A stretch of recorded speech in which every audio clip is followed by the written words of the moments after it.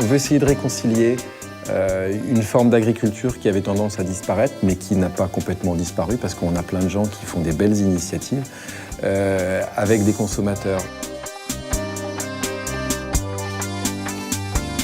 On a toujours été orienté sur une autosuffisance alimentaire. On a gardé les traditions d'autrefois, on n'a pas forcément évolué comme certains avec le maïs, les surproductions de maïs et tout ça. On a toujours préservé l'herbe. Les prairies donnent une alimentation saine qui fait moins pousser rapidement les animaux, mais qui permet d'avoir une meilleure viande. Et que d'un point de vue écologique, mais aussi d'un point de vue zootechnique, c'est-à-dire sur le bien-être animal, sur les meilleures façons de l'élever, ce sont des éléments qui sont reconnus aujourd'hui comme étant essentiels.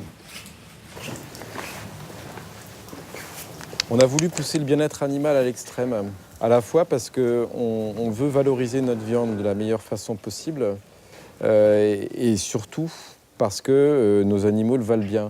Et que mettre un peu de musique dans un bâtiment, déjà, ça ne coûte pas grand-chose. En électricité, c'est rien.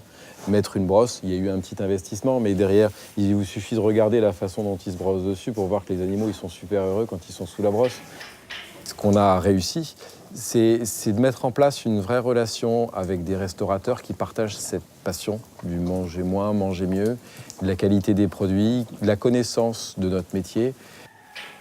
L'intérêt de ce type de projet que M. Craquelin a initié, c'est de nous permettre de dire à nos clients, voilà, l'éleveur a pris du soin dans son élevage, nous avons pris du soin dans la découpe de la viande, dans sa maturation, dans son affinage, et à vous, messieurs les chefs, messieurs les consommateurs, à vous de mettre aussi en œuvre tout cela en ayant à l'esprit toujours cet élément de soin et de préciosité qu'on y a amené au départ. Maintenant, le virage qu'on va essayer d'accompagner auprès des familles et de nos acheteurs, c'est effectivement de peut-être limiter la notion de quantité et de fréquence, mais par contre de faire le maximum d'efforts sur la valeur ajoutée qu'on mettra au produit.